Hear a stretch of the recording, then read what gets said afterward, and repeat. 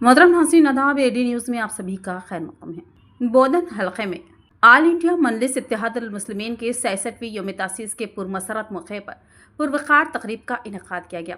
इस मौके पर मजलिस के टाउन सदर मोहम्मद शकील अहमद फाजिल ने मेहमान ख़ुसूसी की हैसियत से शिरकत की और मिठाइयाँ तक़सीम की गई। बाद अज़ां हज़रत सैयद शाह जलाल बुखारी रहमतुल्लाह अलैह के दरगाह पर हाज़िरी दी गई।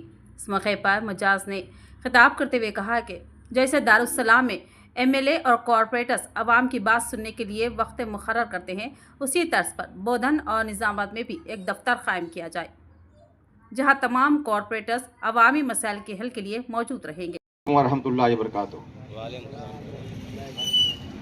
आज के दिन क्योंकि हम मजलिस इत्तेहादुल मुस्लिमीन की बुनियाद, क्योंकि पहले से आज़ादी से पहले ये जमात कायम थी, लेकिन हिंदुस्तान आज़ाद होने के बाद इस जमात के ज़िम्मेदारों ने फ़ैसला किया 66 साल पहले कि हमको एक आज़ाद तंजीम के बजाय हमको हिंदुस्तान के दस्तूर में रहकर सियासी तौर पर हमको आगे बढ़ना है।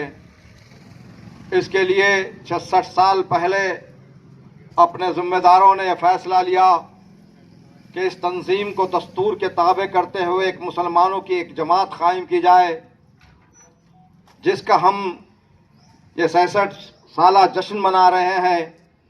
उनका एक ही मकसद था कि अल्लामा इकबाल ने जिस शेर के ज़रिए अल्लाह के रसूल की हिदायत के ऊपर जो शेर लिखे थे, तो और वो मुसलमानों से मुखातिब होकर इस अंदाज से मुखातिब हुए कि सबक पढ़ तू सदाकत का, सुजाअत का, सखावत का, लिया जाएगा काम तुझसे दुनिया की इमामत का। तो अल्लाह ने कुरान के ज़रिए मुसलमानों से मुखातिब करते हुए कहा कि मैं मुसलमानों को दुनिया में इसलिए भेज रहा हूँ कि उनको खलीफा बनाकर भेजा हूँ। तो हमें यह दर्स मिलता है कि हम यूँ खाली बेमकसद पैदा नहीं हुए, हमको किसी मकसद के लिए यहाँ पे अल्लाह भेजाया है।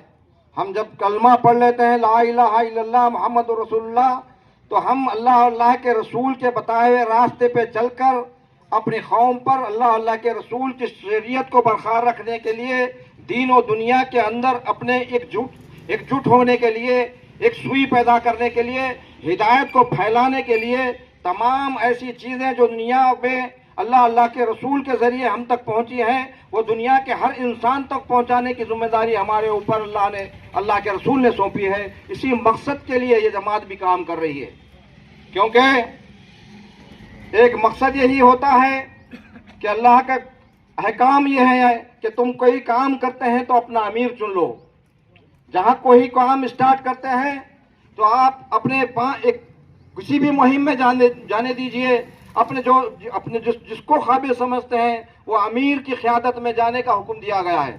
तो हमको सियासी तौर पर भी आगे बढ़ना है, तो हमको एक जमात की ज़रूरत थी। हमारे ग़ियार ने, हमारे ज़िम्मेदारों ने महसूस किया कि हम मजलिस इत्तेहादुल मुस्लिमीन के ज़रिए उम्मत मुसलमा की क़यादत को हम आगे बढ़ाएंगे।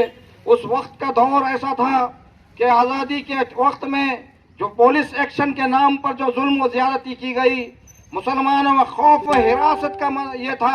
हर आदमी डर व खौफ की ज़िंदगी गुजार रहा था। कोई अपनी आवाज़ उठाने को तैयार नहीं था। कोई अपनी आवाज़ को, अपनी घुटती हुई गम को अपने दिल में घुटते हुए अरमानों के साथ दफन हो जा रहा था। ऐसे वक्त में अब्दुल वाहिद अवैसी साहब ने मजलिस इत्तेहादुल मुस्लिमीन की बागडोर संभाली। गली गली जश्न रहमतुल्लाह आलमीन के नाम पर हर महल्ले, हर गांव, हर डिस्ट्रिक्ट को जलसे मुनक़िद किए। उस वक्त का यह आलम था कि कहीं जलसे होते तो 10 आदमी, 5 आदमी, 2 आदमी भी आने को तैयार नहीं थे। लोग ये महसूस करते थे कि अगर हम इसके जलसे में जाएंगे तो हमारे ऊपर जुल्म ज़्यादती होगी। लेकिन उन्होंने उस मौके को जाने नहीं दिया, बल्कि कभी